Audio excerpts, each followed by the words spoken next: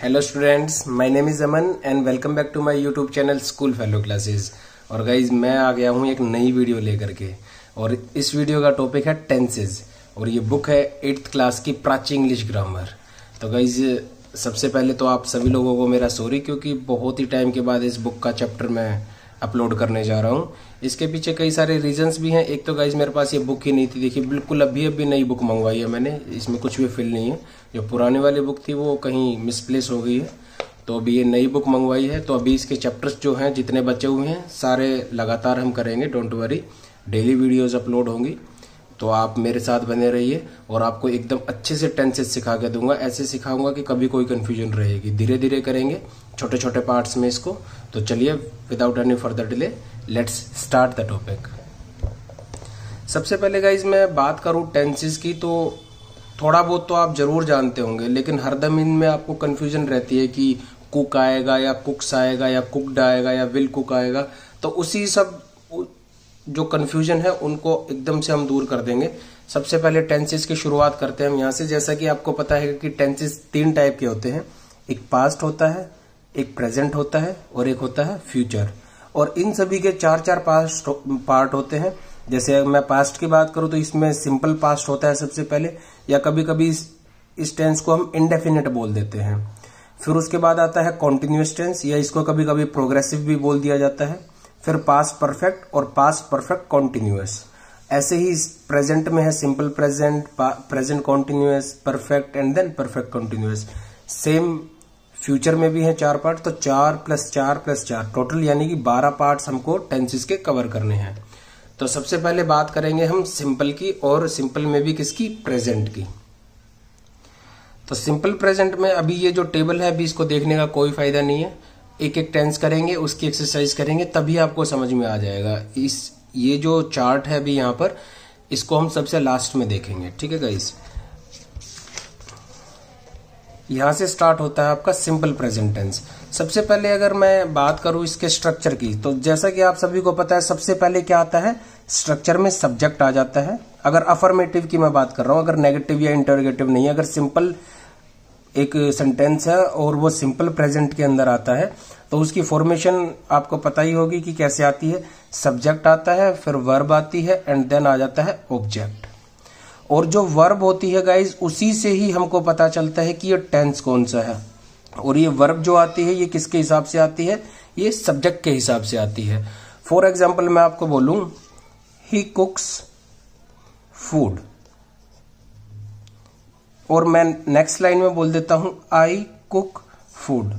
तो सर आपने ही के साथ तो कुक्स लगा दिया और आई के साथ खाली कुक ही लगाया, तो सर ये क्या कंफ्यूजन है। देखिए ये कोई कंफ्यूजन नहीं है। मैं आपको पहले भी बता चुका हूं, सब्जेक्ट वर्ब एग्रीमेंट का वीडियो ऑलरेडी अपलोडेड है। वहां पर हमने बात करी थी कि वर्ब जो है वो सब्जेक्ट के हिसाब से कैसे चेंज हो जाती है। चलिए मैं आपको एक बार फिर से रिमाइंड करा देता हूं, आप शायद भूल गए होंगे। अगर सब्जेक्ट सिंगुलर है तो वर्ब हरदम कैसी आएगी, सिंगुलर आएगी। और अगर सब्जेक्ट प्लूरल है तो वर्ब कैसी आएगी, प्लूरल आएगी। और जैसा कि आप सभी को पता है कि यहाँ पर मैं एक कॉपी ले लेता हूँ, 1 मिनट गाइस, वहां पर आपको अच्छे से समझाता हूँ। देखिए क्या होता है गाइस कि जैसे मैं बात करूं सिंगुलर सब्जेक्ट की, तो वर्ब सिंगुलर ही आती है, आपको अभी मैंने बताया। और अगर सब्जेक्ट प्लूरल है तो वर्ब प्लूरल ही आती है, आप सभी को पता है। लेकिन वर्ब में ये तो सब्जेक्ट है और ये है वर्ब, यहाँ पे इनमें उल्टा चलता है। उल्टे से क्या मतलब है मेरा, सपोज कीजिए मैं बोलूं बॉय, तो बॉय क्या है, सिंगुलर है। बॉय क्या आएगा हमेशा, बॉय स्टडीज। और बॉयज हमेशा कैसे होंगे, स्टडी। क्योंकि क्या होता है कि जब हम नाउन के अंदर, या आप सब्जेक्ट कह लीजिए, उसके अंदर एस लगा देते हैं तो वो क्या हो जाता है, प्लूरल। और वर्ब में उल्टा होता है, जब SEIS लगा हुआ नहीं होता तो वो वर्ब कैसी होती है, प्लूरल। और जब SEIS लग जाता है तो वो वर्ब कैसी बन जाती है, सिंगुलर। तो सिंगुलर सब्जेक्ट था, SEIS वाली वर्ब आई जो कि अपने आप में क्या है, एक सिंगुलर वर्ब है। और बॉयज जो कि एक प्लूरल है, उसके साथ कैसी वर्ब आएगी, प्लूरल, यानी कि विदाउट SEIS। तो आई होप कि अब आपको क्लियर हो गया होगा।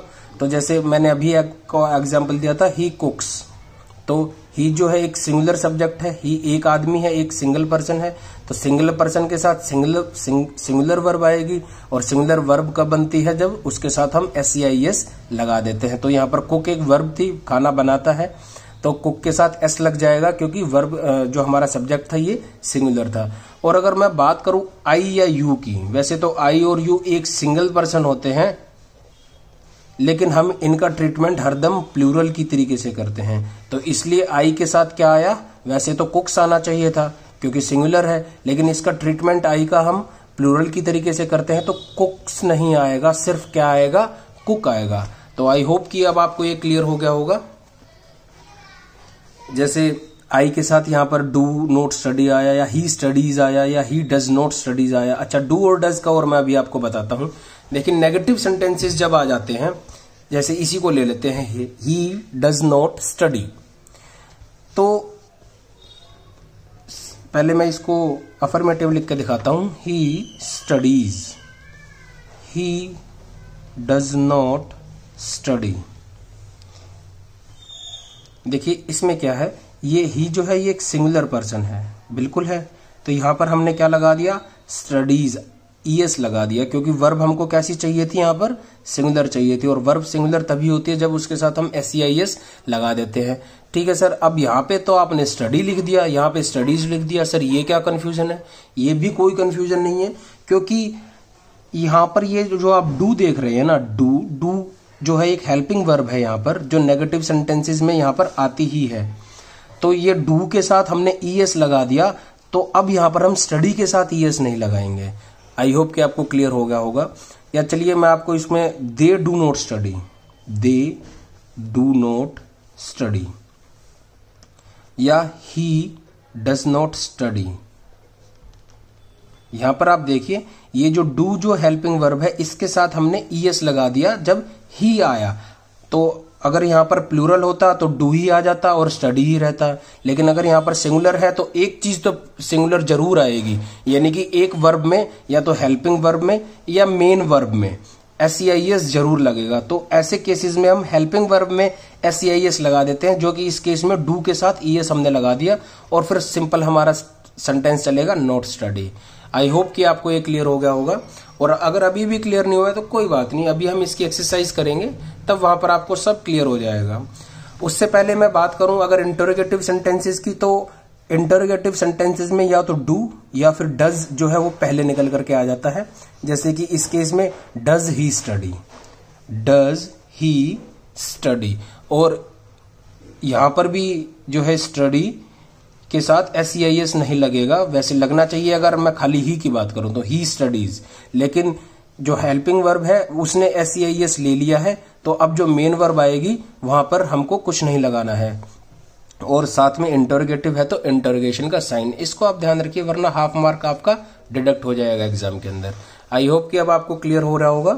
तो डू या डज जो है वो इंटरोगेटिव सेंटेंसेस में पहले निकल करके आ जाता है, और अगर नेगेटिव इंटरोगेटिव है तो भी कोई बात नहीं है, डज तो आएगा ही आएगा, ही है क्योंकि ही नॉट स्टडी, और साथ में इंटरोगेटिव साइन। तो does plus subject then negative form, negative जो नो या नोट लगता है, और फिर उसके बाद वर्ब हमारी। तो ये इस तरीके से स्ट्रक्चर रहता है गाइज इसका सिंपल प्रेजेंट टेंस का। और इसके हम यूजेस के बारे में बात कर लेते हैं। इसके यूज जो है वो आपको ध्यान रखना है। सबसे पहला इसका यूज है the simple present tense is used for permanent और जनरल ट्रूथ। ऐसा कोई ट्रूथ जो यूनिवर्सल हो, बेसिकली आप यूनिवर्सल से इसको याद रखिए। यूनिवर्सल ट्रूथ वो ट्रूथ होता है जो कि ऐसा नहीं है कि अगर आप इंडिया में बोल रहे हैं तो वो सच है, और अगर ऑस्ट्रेलिया में या कहीं और जाकर के साउथ अफ्रीका में बोल रहे हैं तो वो गलत हो जाएगा। बिकॉज जैसे the sun rises in the east या the sun sets in the west. तो ये देखिए, अब मैं आपको यहाँ पर थोड़ा स्ट्रक्चर समझाने की कोशिश करता हूँ। द सन सिंगुलर है, सेट जो है एक वर्ब है, तो सेट के साथ एस लगा दिया और एस लगा करके इस वर्ब को सिंगुलर कर दिया। क्यों किया सिंगुलर? क्योंकि सर जो सन जो सब्जेक्ट था वो सिंगुलर है और सिंगुलर जो है सिंगुलर ही वर्ब लेगा। The moon circles the earth once every 28 days. तो द मून था जो वो एक सिंगुलर है, तो सर्कल के साथ एस लगा दिया, सर्कल्स हो गया। तो अब ये जो है वर्ब कैसी हो गई? सिंगुलर हो गई। और ये सारे आप देख रहे होंगे जनरल ट्रूथ है। ऐसा कुछ नहीं है कि इंडिया के अंदर सन जो है वेस्ट में छिपता है तो साउथ अफ्रीका में वो साउथ में छिप जाएगा, ऐसा कुछ नहीं है। ऐसे ही सेम मून वाली बात भी सच है। Squares have 4 sides. तो स्क्वायर्स की 4 साइड्स होती हैं, ये सभी को पता है, इंडिया के अंदर भी और यूएसए के अंदर भी। तो ये कुछ ऐसे यूनिवर्सल ट्रूथ होते हैं जिनको शो करने के लिए हम सिंपल प्रेजेंट टेंस का यूज करते हैं। दूसरा, ये बड़ा ही इंपॉर्टेंट इसका यूज है, ज्यादातर सेंटेंसेस में ये यूज होता है। कोई हैबिचुअल एक्शन है, कोई इवेंट है या कंडीशन है जो रिपीट हो रहा है, या कोई आपकी आदत है जैसे स्मोकिंग की या कुछ भी और ऐसी आदत, तो उसको दिखाने के लिए भी हम सिंपल प्रेजेंट टेंस यूज करते हैं। जैसे माई grandfather sends gifts on my birthday. तो गिफ्ट बर्थडे जो है हर साल आता है और ग्रैंडफादर जो है दादाजी वो हर साल गिफ्ट भेजते हैं। तो एक ये यूजुअल या हैबिचुअल या रिपीटेड एक्शन है। तो ऐसे सेंटेंसेस को दिखाने के लिए देखिए यहाँ पर सेंड्स जो है ये वर्ड ये शो कर रहा है कि ये कौन सा टेंस है, सिंपल प्रेजेंट। ये कैसे शो कर रहा है देखिए, माई ग्रैंडफादर एक सिंगुलर सब्जेक्ट है और सिंगुलर सब्जेक्ट के साथ SCIS वाली वर्ब आएगी ऑब्वियसली। तो सेंड के साथ एस लगा करके इसको वर्ब को सिंगुलर कर दिया, मे गिफ्ट्स ऑन माई बर्थडे। ऐसे ही जो है सिंगुलर है, गोज आ गया, शी के साथ गेट्स आ गया। तो ये सारी चीजें हैं गाइज। इसके बाद हम अपने थर्ड यूज के ऊपर आगे बढ़ते हैं। The is used to describe taking.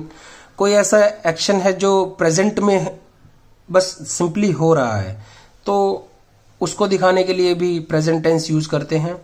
या अगर मैं बात करूं फोर्थ सेंटेंस की, तो कोई ये बड़ा ही इंटरेस्टिंग यूज है गाइज। देखिए क्या है, कोई अगर फ्यूचर इवेंट है जो ऑलरेडी प्लान्ड हो चुका है, या आप यूं कह लीजिए नियर फ्यूचर होता है बेसिकली और प्लान्ड होता है। प्लान्ड फ्यूचर होना चाहिए और नियर फ्यूचर होना चाहिए। ऐसे सेंटेंसेस में हम जो है सिंपल प्रेजेंट टेंस का यूज कर सकते हैं। और ऐसे ही सेंटेंसेस में हम प्रेजेंट कॉन्टिन्यूअस टेंस का भी यूज कर सकते हैं। और ऐसे ही सेंटेंसेस में हम सिंपल फ्यूचर का यूज कर सकते हैं guys. English is a very funny language. कसम से मुझे खुद कई बार कंफ्यूजन हो जाता है इंग्लिश में। कोई रूल कहीं सेट हो जाता है, कोई रूल कहीं सेट हो जाता है। ये वाला अभी अगर इनमें से आपको कुछ याद रखना है तो एक तो ये है कि यूनिवर्सल ट्रूथ्स को दिखाने के लिए, और दूसरा ये है हैबिचुअल एक्शंस को दिखाने के लिए, और तीसरा जो है आपको हरदम याद रखना है ये कि अगर कोई फ्यूचर इवेंट है जो नियर है और प्लान्ड है, उसको दिखाने के लिए हम क्या यूज करते हैं, उसको दिखाने के लिए हम सिंपल प्रेजेंट टेंस भी यूज कर सकते हैं, प्रेजेंट कॉन्टिन्यूअस भी और सिंपल फ्यूचर भी। ये अभी नहीं बता रहा आपको, जब ये टेंसेज आएंगे तभी मैं आपको इनका यूज सिखा दूंगा गाइस। अभी फिलहाल आप ध्यान रखिए। देखिए देखते हैं, the door opens in 5 minutes.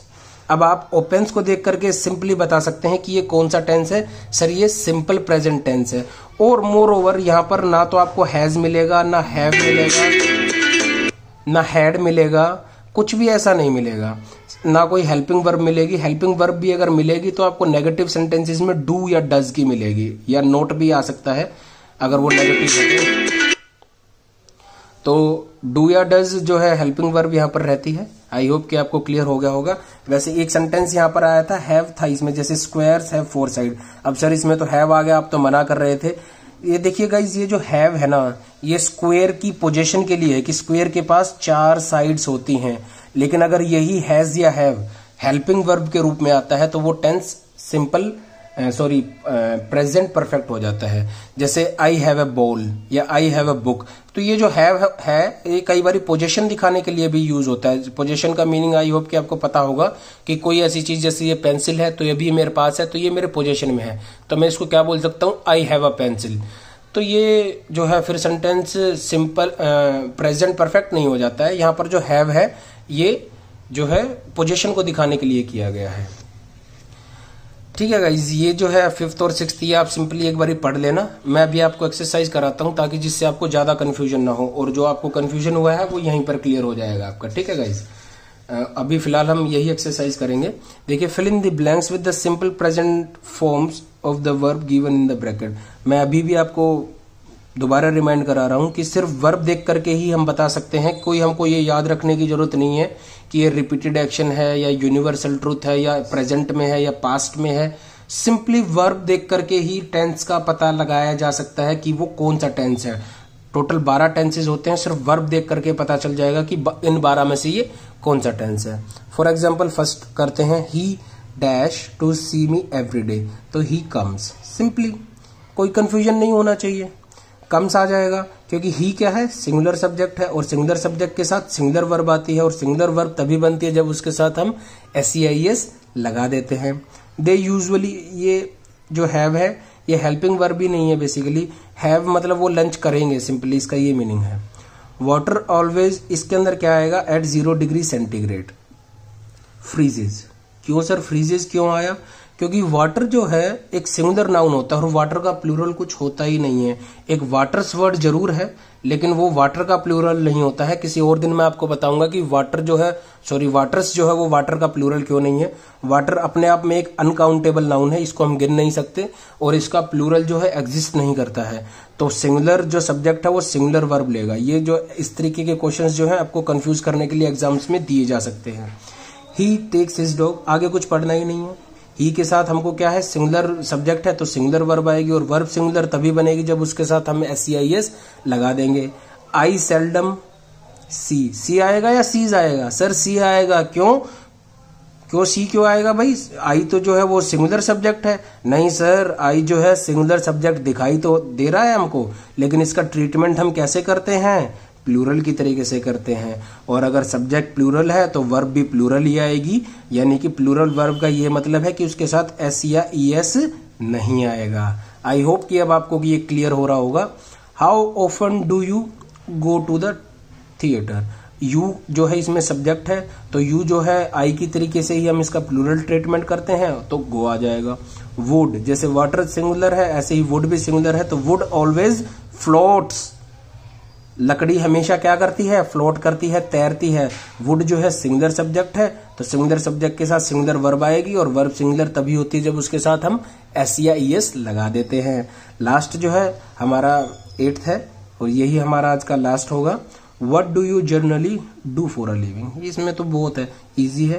क्यों, क्योंकि सर यू जो है एक सिंगुलर सब्जेक्ट है तो ये सिंगुलर हेल्पिंग वर्ब लेगा। तो सिंगुलर हेल्पिंग वर्ब भी कब होगी, जब उसके साथ हम SEIS नहीं लगाएंगे। तो आई होप कि गाइज ये जो है आपको क्लियर हो गया होगा। और अभी तो ये हमारा ना पहला सेंटेंस है, मतलब पहला टाइप है। जैसे जैसे हम आगे बढ़ेंगे ना आपको कुछ भी याद रखने की जरूरत नहीं है, बस ये भी आपको एक बार ही ना पढ़ना है, रट नहीं लेना है कि यूनिवर्सल ट्रूथ होगा तो हरदम जो है सिंपल प्रेजेंट टेंस ही होगा, ऐसा भी कुछ नहीं होता है। ये इंग्लिश लैंग्वेज है गाइज, मैं कसम से कह रहा हूं आपको, मैं आपको एकदम, आप वर्ब देखोगे और तुरंत बता दोगे कि कौन सा टेंस है। डजंट मैटर 12 में से कौन सा है वो, 12 के 12 टेंस आपको सिर्फ वर्ब से ही देखना सिखाऊंगा। अभी ज्यादा लोड नहीं लेना है, अगर आपको कंफ्यूजन हो भी रही है तो। अभी फिलहाल आपको ये जो है सिंपल प्रेजेंट टेंस जो है 3-4 बार पढ़ना है अगली वीडियो आने से पहले, ठीक है गाइज। और मैं आपको लास्ट में आते आते आपको कुछ भी याद रखना पड़ेगा, सिर्फ आप वर्ब देख करके टेंस बता दोगे। तो अभी फिलहाल गाइज यही वीडियो करिए, फिर नेक्स्ट वीडियो में हम मिलेंगे प्रेजेंट प्रोग्रेसिव या प्रेजेंट कॉन्टिन्यूअस टेंस के साथ। तब तक आप इसी वीडियो को देखिए, अपने घरों में रहिए, अपनी सेहत का ख्याल रखिए और अच्छे से पढ़िए। Goodbye and take care.